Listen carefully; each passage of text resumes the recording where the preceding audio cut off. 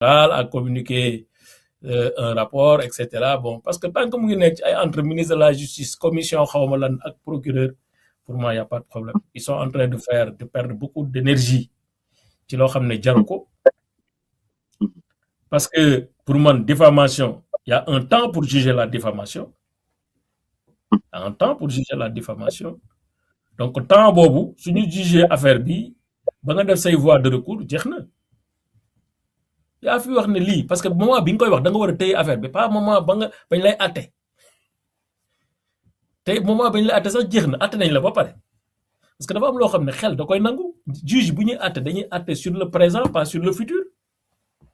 Juge bu rendre décision 2020 wala 2021 wala 2024 nga bëgg décision am fondé wu sur un rapport de 2024 nga ne ci loolu ngay réviser procès. loolu xel sax boo jàngul droit sax te doxee sa xel di nga xam ne lii mënta nekk. mënu nekk yow bi nga koy wax moment bi nga koy wax est-ce que yor nga kayit yuy firndeel ne li ngay wax dëgg la wala du dëgg. boo andee nag rapport 2024 mooy la preuve que li nga doon wax du dëgg. loolu yomb naa atte di. Maintenant rapport 2024 boo xam ne c'est un rapport qui valide un pré-rapport de xawma 1900 ba xër ñett loolu lañ tuddee faux intellectuel ci droit maanaam tu fabriques des pièces yoo xam ne pièces yi amul benn valeur bu dul un objectif personnel ou particulier pour tromper une opinion ou tromper le juge. Loolu escroquerie à jugement la sax tentative d'escroquerie à jugement. Donc li ñuy def nii c'est des fabrications de pièces pour un objectif précis pas pour donner aux pièces leur portée, parce que normalement un rapport c'est pour une portée générale, etc. Mais lii portée bi li ko tax a jur dëgg c'est le procès, c'est la révision du procès nga créer ay faux. moo tax ministre boobu aussi na def attention bu baax parce que bëgg toog sa poste ñu lay def looy affaire inspection générale boobu def foofu rapport boobu na def attention bu baax. ñi utiliser rapport bi ñoom ministre bi ñoom procureur nañuy def attention bu baax parce que bu dee affaire bi faux la ils sont en train d'user d'un faux. loolu man ci lay yem ci commentaire en attendant de voir effectivement les pièces, en me disant avec beaucoup de naïveté que le procureur peut avoir une ambition, une volonté sous la dictée de son autorité, de l'autorité administrative de la justice. Mais la justice reste la justice. Elle est rendue par des juges indépendants. jàpp naa ne juge yooyu duñu ñëw di rendre ay décisions yoo xam ne à la limite dañuy toroxal seen bopp toroxal seeni nawle yu rendre décision yi ci loo xam ne teguwul ci yoon. def nga recours yëpp doy na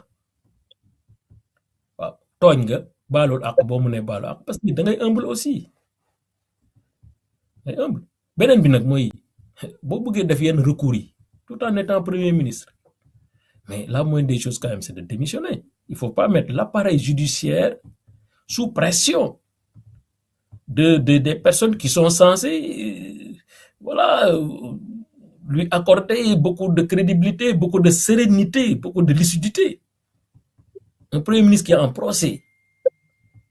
conduit par son ministre de la Justice, le procureur général.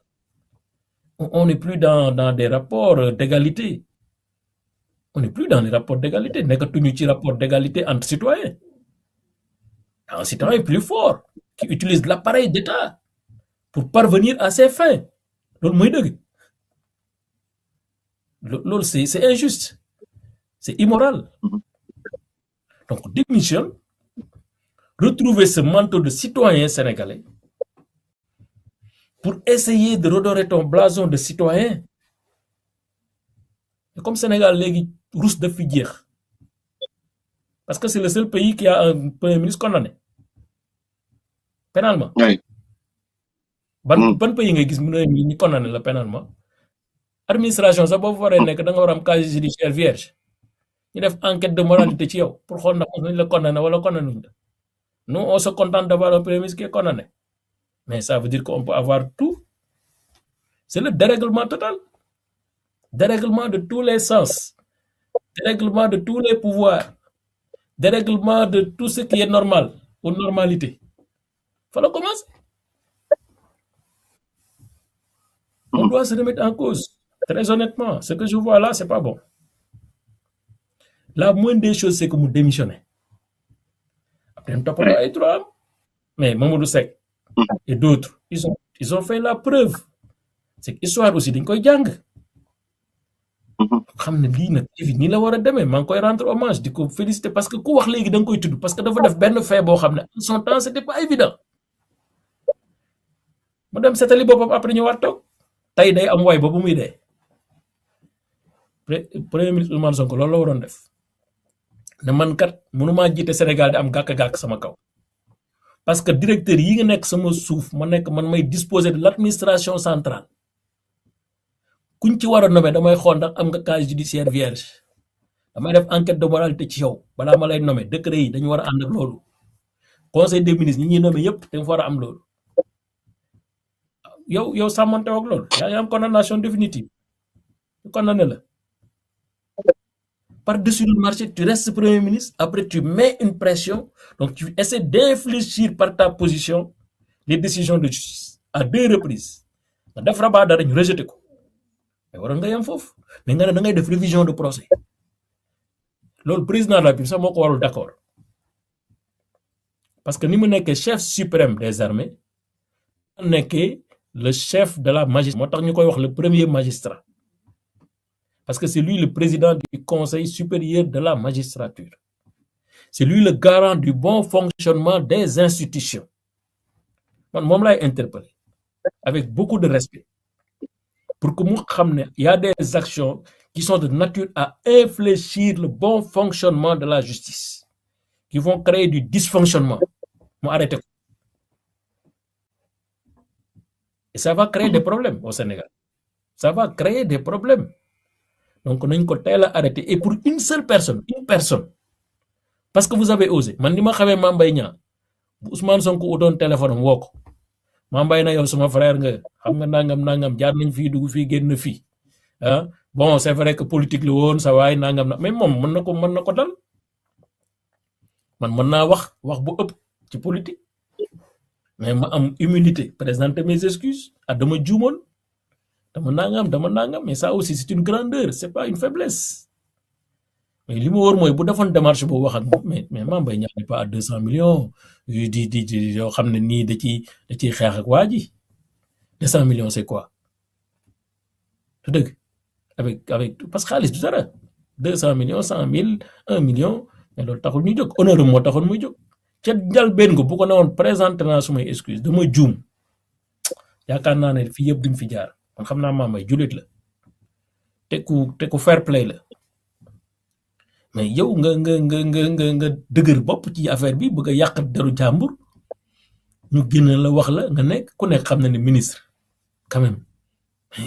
ay ordre de service yi ne dañ ko defoon alors que boobu moment signé wuñu ay nangam mais loolu mooy jalgati loolu mooy épinglé bu doon dañuy supposé ne sax loolu am na loolu mooy épinglé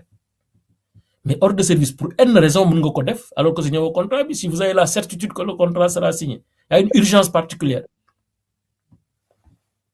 où est le problème xam nga est-ce que dañ détourné xaalis est-ce que ordre de service boobu daa tax ñu détourné xaalis au contraire il a été peut-être diligent encore que ordre de service boobu wane nañu ne ba ñu koy signé nañ contrat bi ba pare mais ana je sais pas humilité ak doylu aussi quoi bañ a nekk le messie wala le gars qui est parfait non da ngay juumee baalul parce que li ñuy def nii yëpp mooy rëy moo ko andi te loolu nag sunu borom rek moo ko jagoo baalul ak maître pardonnez ñu tourne même en tant qu'avocat damay dégg souvent ñu ne c'est pour restaurer selon ses avocats à lui c'est pour restaurer sa dignité yow en tant que ku yàggal layal boo amoon client tey mais ça peut ne pas ça mu nga jënd sax photo saa yi quoi bon ça peut ne pas avoir bon un lien mais yow boo amoon client tey saa yi jàmbaar di photo bi c'est-à-dire boo amoon client tey ñu atte ko diffamation condamné atte ko corruption de la jeunesse mu bëgg indi dignité moom yow maanaam boo doon avocat ko ci dignité ci diggante ñaar yooyu ban nga ko ci tànnal ak ban moo gën a yomb. bu dee dignité bi moom corruption de la jeunesse bi moom boobu moom parce que ñun ñëpp mën nañ def diffamation ci suñuy wax ci ni ñuy attaquante ci boo jëlee micro ni ngay waxee mën nga am ay dérapage man barka démb am na benn journaliste bu toog ci plateau mu wax ma lu ko neex ne man dañ ma épinglé xaw ma lan Diomaye moo nekk sama ginnaaw sama dossier pare na mais xaw ma lan nangam xam nga dama woo patron ma ne ko sawaay bu ne ma ma ne ko dégg naa émission bii yónnee ko ma ne ko nel ndaw si na ma baalu rek na def benn kii bu ndaw ne vraiment dama juum et cetera mu jeex parce que man mosu am benn rapport bu ma épinglé amul voilà musuma def dara loo xam ni ci njubadi la laa koy teg man xaalis fu ma fekk fa la may bàyyi xaalis yi taluma ça fait partie des ministres les plus pauvres sooy moytul de régime te pourtant ci 12 ans yi presque def naa 11 ans waar bi dëgg donc juum day am mais man pour man dans l'échelle de dignité man ñu tuumaal ma corruption de la jeunesse ci laay gën a def sama hargne pour loolu dañ que ci condamnation pour diffamation parce que diffamation moom c'est une infraction presque politique booy xool infraction par voie de presse la politiciens yi lañ ciy condamné politiciens lañ ciy condamné ak justice yi amul benn dossier boo xam ne nii parce que kuy wax rek sa làmmiñ mën na glisser mën na